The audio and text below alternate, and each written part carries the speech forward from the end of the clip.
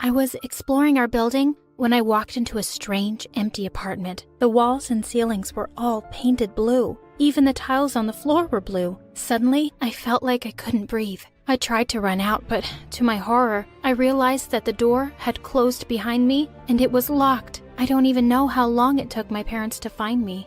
Hi, I'm Piper, and since that day, I've had cyanophobia. Did you know that it's a fear of the color blue? And people who have it can't look at anything blue without freaking out. I don't even own a pair of blue jeans. If I look at the sky without my tinted glasses, I feel like I'm having a heart attack. So imagine how I felt when I got stuck in the middle of the ocean when I agreed to go with my best friend Tori to her private island. That was the worst day ever. Before I start my story, please subscribe to My Story Animated for the craziest stories ever. Are you sure you can't fix the engine, Conan? What kind of genius are you anyway? Stupid? We were a few miles away from the island, and the yacht's engine had suddenly died. Miss, I told you he can't fix it. We'll have to call some mechanics.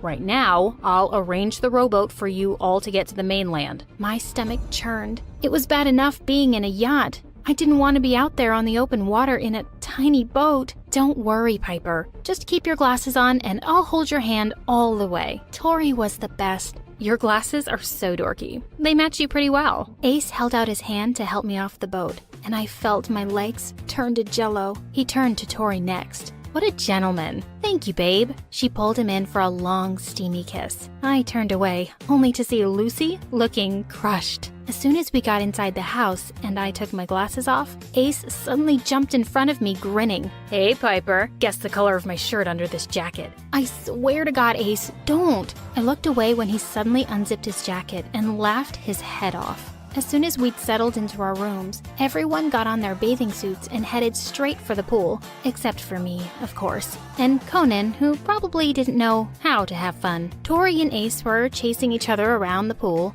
Boy, Ace looked good. I felt so bad for feeling jealous of Tori. She'd asked me to help Ace with math lately, and stupid me, I'd just gone and fallen in love with him. And he only saw me as a weirdo. I wasn't the only one with a love problem, though. Lucy was trying so hard to get Ace's attention. Hey, Ace, I can hold my breath underwater for a really long time. Why don't you time me? When she came back up a few minutes later, almost blue in the face, Tori and Ace were kissing each other. Even though I didn't like her at all, my heart went out to the poor girl. Just then, Lucy started splashing around in the water like she was drowning. Ace, help! Ace started swimming towards her quickly, but someone else had gotten to her first. It was Conan. He emerged from the pool like a hero, carrying Lucy in his strong arms, and she looked furious. Luce, are you okay? What happened? Nothing. I just got a cramp in my leg. I would have been fine, but hey, thanks, Conan, I guess. I thought you screamed for help. So why didn't you come for me, Ace? God, I was feeling embarrassed for her. Could she be any more obvious? Just then, the yacht captain came running to the pool area. He told Tori that the earliest anyone could come fix it was a week. Tori called home for her private helicopter. Geez, my stupid sister Stacy has taken it on a spa retreat. We won't be able to get it for 3 days. Why is this happening to me? It's probably Conan's fault. He brought bad luck with him. My life suddenly seemed to have turned into something from my favorite channel, My Story Animated. I saw the story of a girl once who got stuck with her crush and his girlfriend in a basement. Who would have thought something like that would ever happen to me? They all came into the house looking bummed out. We were going to miss our own graduation. Everyone started freaking out. I tried to calm them down, so I said, guys, there's nothing we can do but make the most of it. Let's play a game. How about hide and seek? Everyone agreed. Surprisingly, Conan too. We drew straws, and it was Tori's turn first to find the rest. She started counting to 100 as we all slipped away looking for our hiding places. 85, 86, 87. She was almost done, and I still hadn't found a good place to hide. I quickly ducked into a small broom closet at the bottom of the stairs. I nearly had a heart attack when someone put a hand over my mouth. Shh, it's me. You're in my spot. Just be quiet now. Ready or not, here I come. When we heard her footsteps fade away, there was an awkward silence. I'm pretty sure he could hear my heart pounding. So Are you afraid of the dark too? No, Ace. I'm not afraid of everything. You know I'm just kidding around with you, right? I wouldn't actually scare you. Well, honestly, my phobia isn't really a laughing matter. He fell quiet. To my shock, I suddenly felt him take my hand. Listen, I'm sorry. I won't bug you again. I could feel him pulling me closer. My head was spinning. Was he going to kiss me? Hey, Piper, there's been something I've been meaning to tell you. Just then, the door opened and we jumped apart. It was Tori, and she didn't look happy. What are you guys doing? Nothing, Tori. I ended up in Ace's hiding place by accident. Did you find the rest? Ace had turned red, and Tori kept looking between the two of us. Oh, I wish I could walk back into the closet and go out the other way, to Narnia or something. She said that she hadn't found the others yet, and I told her we'd help her look. We found Conan pretty quickly. He was hiding under the sheets in his bed, and he was fast asleep. And we all knew where Lucy would be. Somewhere in Ace's room. Let's call it a night, guys. I'm pretty tired. Walk me to my room, babe? Ace followed her, but he turned back to look at me for just a second. As I headed to my room, I couldn't stop thinking about that moment in the closet. What had he wanted to tell me? The next morning, as I was about to head down for breakfast, I heard Ace's voice from his room. Hey guys, has anyone seen my jacket? I can't find it anywhere. Just then, Lucy came out of her room, and boy did she look pissed. I can't find any of my lipsticks. I'm going to look like a freaking ghoul without them. Who took them? Tori and I decided to check our stuff too. She found out that someone had taken all her credit cards. To my horror, when I went through my things, I couldn't find my bottle of anti-anxiety pills anywhere. Who would want a bottle of crazy pills? Hey, don't be mean. Who'd want a bunch of lipsticks? Guys, there's no one here other than us. Who's doing this? We all exchanged glances when we remembered Conan. Just then, we heard the sounds of things being thrown around and ran to Conan's room. He was sitting on the floor, looking scary mad. Who took my books? We looked for the missing things, but they seemed to have vanished in thin air. Oh my God, what if this house is haunted? Don't be silly. Of course it's not. But Lucy seemed to be getting really worked up. You know what? This getaway was a bad idea, and this is all your fault, Tori. Suddenly, the always nice Tori seemed to lose her patience. Who forced you, Lucy? We all know why you're really here. I didn't even want you to come. Oh, of course you didn't. You just wanted Ace to yourself, right? Duh! He's my freaking boyfriend. Whatever, Tori. I jumped between them and tried to push them apart before they ripped each other's hair out. Get off me, freak. That's enough. In case everyone has forgotten, it's my birthday today. That's why we're here. Ace gave her a quick hug and wished her a happy birthday. Guys, let's not ruin Tori's birthday, okay? Yeah, let's cut the cake. You'd think we were at a funeral. Everyone looked miserable, but Tori blew out the candles in delight and cut the cake. She picked up a slice and turned to Ace. First one for my babe. Lucy glared at the two of them, grabbed the knife, and took a big piece. Well, here you go, babe. And she shoved the piece in the mouth of a completely unsuspecting Conan. Weirdly enough, he looked really pleased. I'll just cut myself a piece. Nobody seemed to want to hang out, so we all went to our rooms. I was reading a book when Tori came in, carrying Ace's jacket. She said she'd sneaked into Lucy's room to search around while she wasn't there, and she'd found it under her pillow. She told me to come with her. We had to tell Ace.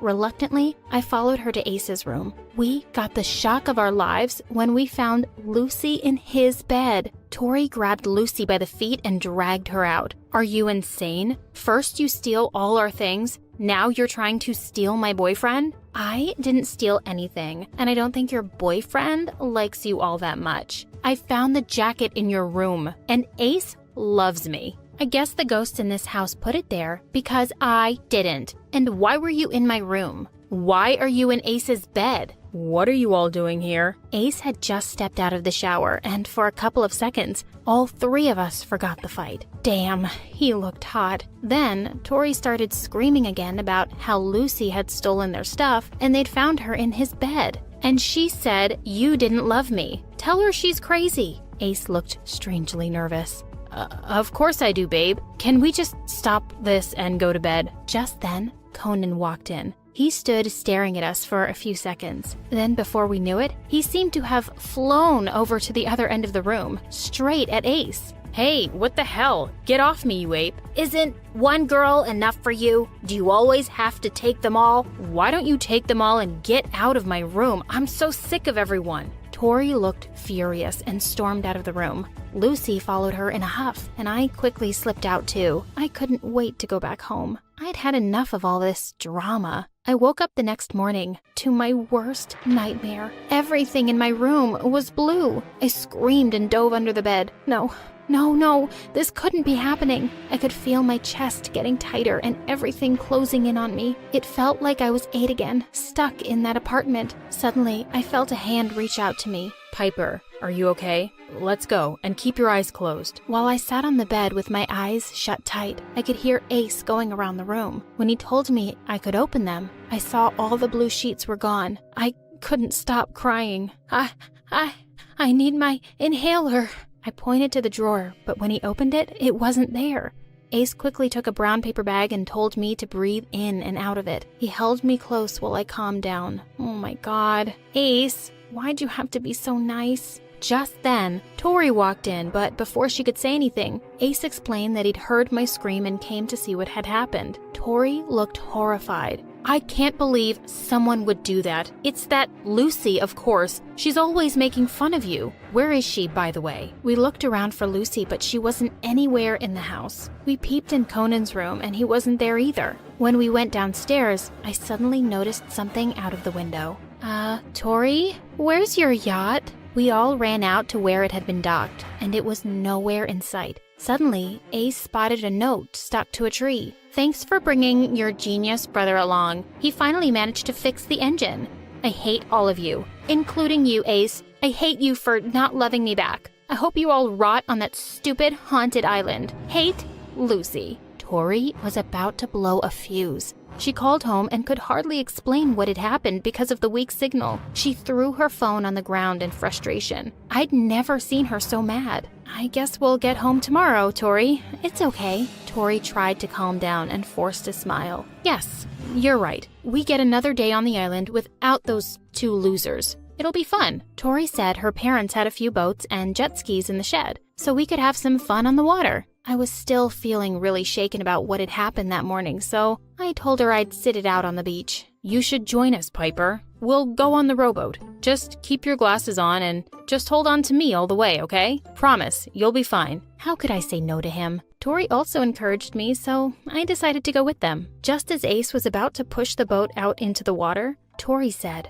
"Hey babe, can you run back to the house and get my sunscreen? I forgot to put it on and I'll get burnt." Ace ran off to the house and suddenly, Tori snatched the glasses off my face. "What are you doing?" My boyfriend is in love with you, Piper. And don't even act as if you don't know that.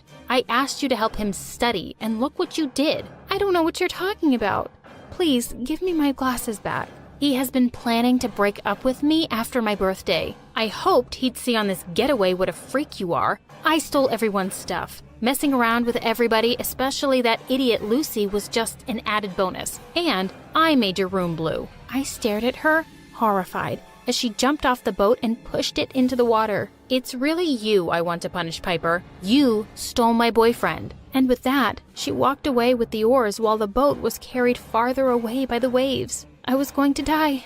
I couldn't take this. I closed my eyes and hid my face in my knees. Just then, I heard the sound of a machine, and I barely opened my eyes to see Ace racing towards me on a jet ski. Oh, my knight in shining armor. He stopped next to the boat, and with shaking hands and legs, I somehow made it onto the jet ski behind him. My eyes shut tight. I'm so sorry she did that, Piper. She must have read my text to a friend. I was planning to break up with her because I've kind of fallen for someone else. Who? Open your eyes. I promise, it's not that bad. I did, and holding onto him tight, this was the least afraid I'd felt in a really long time. He turned around and kissed me, and of course I kissed him back. I couldn't believe the crazy events of the past few days had led me to Ace. Of course, we're no longer friends with Tori and Lucy. I've enrolled in therapy for my phobia, and I have a long way to go, but I'm slowly making progress. I got a delivery on my doorstep today. I chose roses because they're not blue. That would be my life without you. My phone had been buzzing nonstop with messages from boys in my class, asking my plans for the summer. I put it aside as I decided what I was going to wear to my university admissions interview. Anyway, I already had a pretty great boyfriend, Louis, and I had much more important things to focus on than these random boys. Hi, I'm Mia, and my life in high school was just perfect. I had all the boys in class buzzing around me, telling me how gorgeous I was. That's probably because of my Italian genes from Grandma. It turns out I inherited something else from her too, and my life became a nightmare overnight. The day of my interview, as I waited outside the dean's office, I felt excited and anxious. It was time. I saw 2 men coming out of the office and walking in my direction. I looked at their faces, and suddenly I felt terror grip me. They had the faces of demons, and they were staring right at me. I panicked and got out of that office as fast as I could. I heard one of them laughing, saying, "I told you that beard makes you look scary. Look what you've done to the poor girl." Scared out of my wits, I ran home to tell Mom. When I walked into the living room, I cried out, "Mom, you won't believe what happened." Just then, I noticed a devil woman sitting next to her on the sofa. Mom asked me to say hello to her new friend, and I just went crazy. I screamed, "Mom, get away from her! She's going to hurt you!" Mom looked horrified and angry. "Mia, what is wrong with you? Go to your room. I'll deal with you later. Go now!" After a while, she came to my room where I was hiding under the sheets, and I told her about the interview and what I'd seen. She sat down slowly on the bed, her face pale. She said, "This is impossible. They said it's 1 case in millions." Completely confused, I asked, "What are you talking about, Mom?" She told me that my problem was called prosopophobia, which means fear of new faces. The what phobia? Mom explained that Grandma suffered from the same condition. She saw monsters and demons in the faces of strangers. I had just always assumed she was senile. Her symptoms started to appear when she was older. That's why she lives in a special care home, and only people she recognizes can visit her. My head was spinning. Would I become a prisoner just like Grandmother? All I could think about was Louis. So I called him and told him about what had happened to me. He came over straight away, and I burst into tears when I saw him. "I can't believe this is happening! What am I going to do, Louis?" He held me close and said he would help me get over this. Maybe it was just my nerves? I always feel relaxed at the park. I need to be around people so I can feel normal again. He promised that he would go with me every day. The first day was straight from hell. Each time I looked up, I saw bloodthirsty faces. I could hardly bear it. But Louis stayed close to me the whole time. One day, Louis told me to sit tight while he got us some ice cream. And suddenly I heard a familiar voice. He said, "Hey, gorgeous. Fancy bumping into you here. Want some company?" It was so good to see someone who didn't look like a monster, even if it was this annoying guy from school. Laughing, I said, "How many times do I have to tell you I have a boyfriend?" He said, "Well, you look like the kind of girl who could have 2. Ew, so sleazy. Just then he said, "Oh hey, meet my cousin." And before I could say anything, a strange guy popped up in front of me. He said, "Oh, you're the girl he's always talking about. Ciao, Bella." "Demon!" I screamed. "Get away from me, you hideous ogre!" He said, "What are you, crazy? I literally have hundreds of girls watching my Insta stories every day just to see me brush my hair." Louis came running back and took me away quickly. I was really shaken and refused to go anywhere for a couple of weeks. Louis came by to see me a few times, but he seemed distant. I couldn't help thinking that maybe he was getting tired of my condition. One day I texted him that I'd like to try going to the park again, and he came to pick me up. While we were sitting on a bench, a woman called out his name. Louis told me not to look around as there were many people there, and he said he'd be right back. But he kept me waiting for a really long time. By now, my curiosity was getting the better of me. I squinted my eyes so I couldn't see anyone too clearly, and turned around. There was Louis, sitting on a bench not too far away, with some leggy blonde in a red dress. When he finally came back, I asked him who she was. "Oh, just my elderly neighbor. She only wanted to say hello." I felt really angry, but stayed quiet on the drive home. That was definitely not the voice or the legs of an old woman. When I went back home, I saw Dad's car parked outside.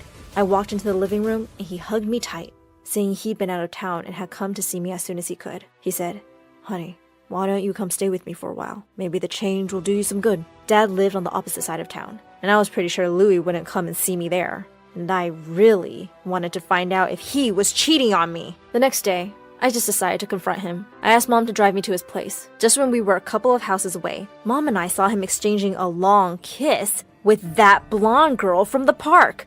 And then they both got in his car and drove away. Mom was beyond furious. "How dare he! Never in a million years will he be so lucky as to find someone as beautiful and smart as my bambina. If he ever comes around our place again, I'm going to box his ears. I was hurt and shocked. But more than that, I was angry. I wasn't going to spend any time being miserable over this jerk who was making a fool out of me. When we got home, I packed my bags and told Dad to come pick me up. I needed to get away for a while. Louis kept calling and texting me the next day, and I finally picked up his call. I said, "What?" He said, "Whoa, who woke up on the wrong side of the bed today? You want to try going to the mall, babe?" I said, "Can't. I've moved to Dad's for a while. Why don't you ask that old neighbor you were kissing outside your house yesterday?" There was a shocked silence on the phone, and then he started laughing. He said, "Looks like your condition is getting worse, babe. Are you hallucinating now?" I said, "Louis, you're a horrible, cheating liar, and we are done." He said, "Oh yeah? I'm kinda tired of your whole attention-seeking drama anyway. Good luck. Hope you get rid of your imaginary friends soon. Maybe then we'll talk." I hung up and threw the phone on the bed. How had I not known all along that he was such a child? I tried to keep myself busy, but it was hard with me stuck at home with 0 friends. And I'd also missed my shot at going to university that year. Dad said I had to focus on getting better. I could always try again later. But I had no clue how I'd ever be able to live a normal life again. Mom called me one day to check up on me, and suddenly asked if I remembered Mike from my last school. Of course I did.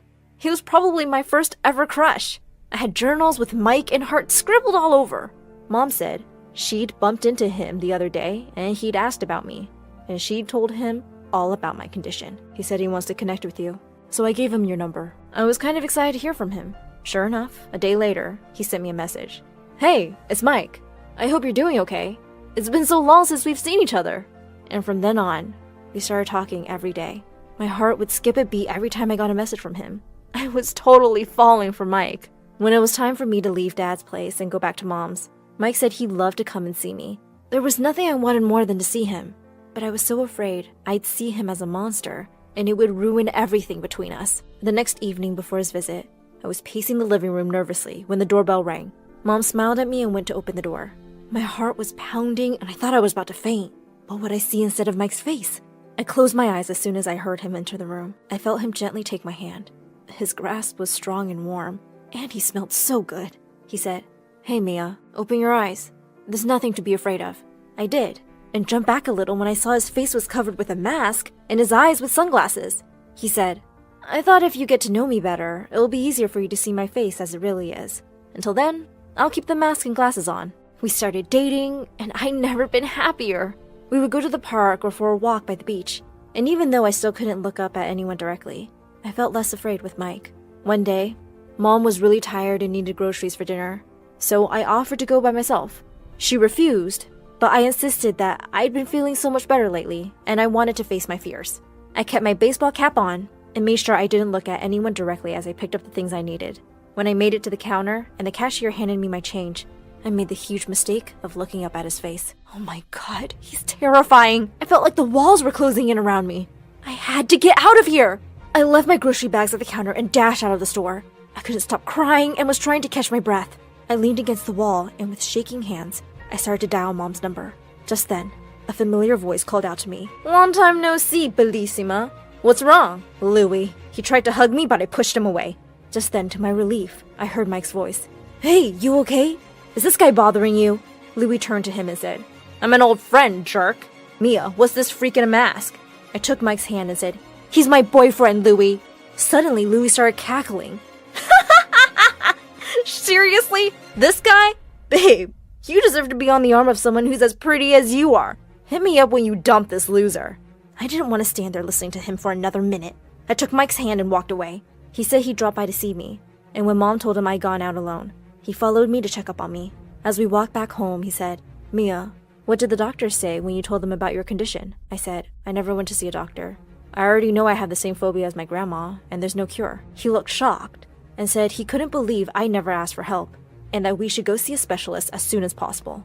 Soon enough, he made an appointment with a doctor, and he and my parents came along with me for the appointment.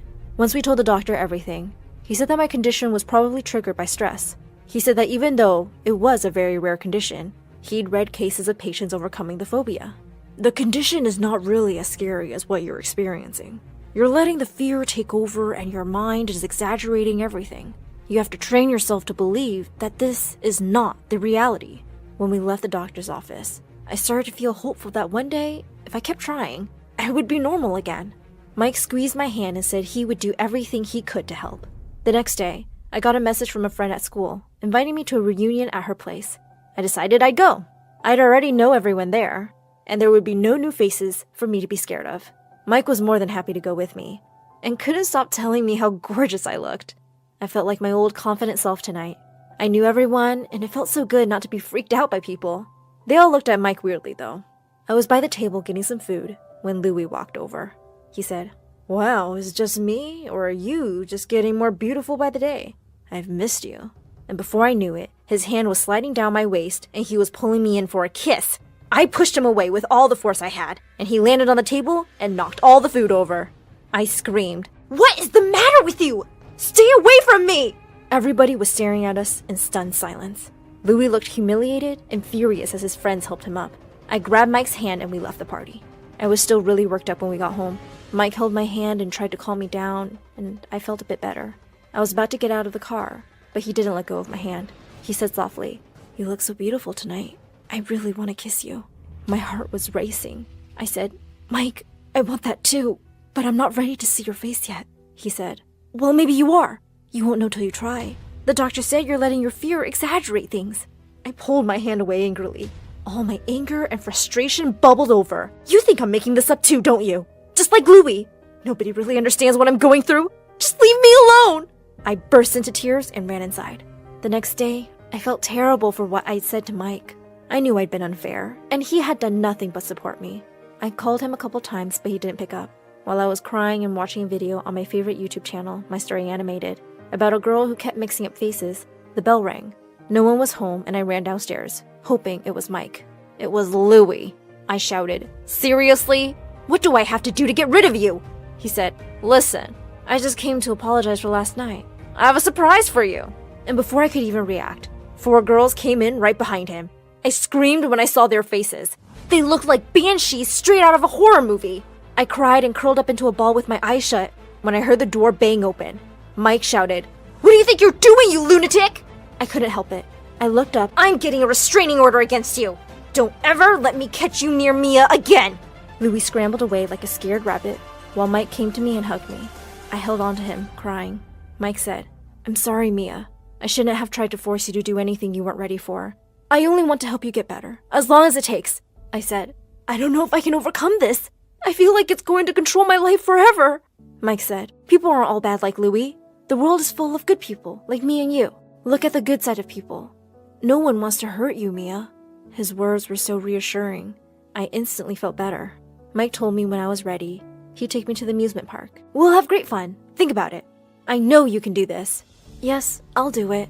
Sitting here and not doing anything scares me more than seeing monsters." The next day, Mike took me to the amusement park. As we entered the park, hand in hand, I felt a marvelous strength in me. I raised my head, believing from deep inside me that I'd overcome my fear.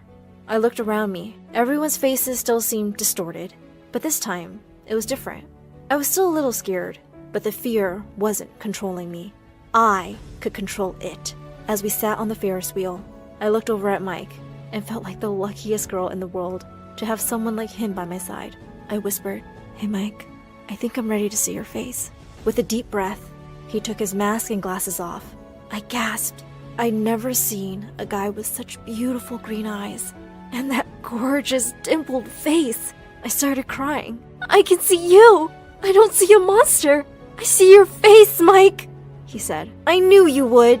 He pulled me close, and we had the most magical kiss, high up in the sky. In the sky. In the sky.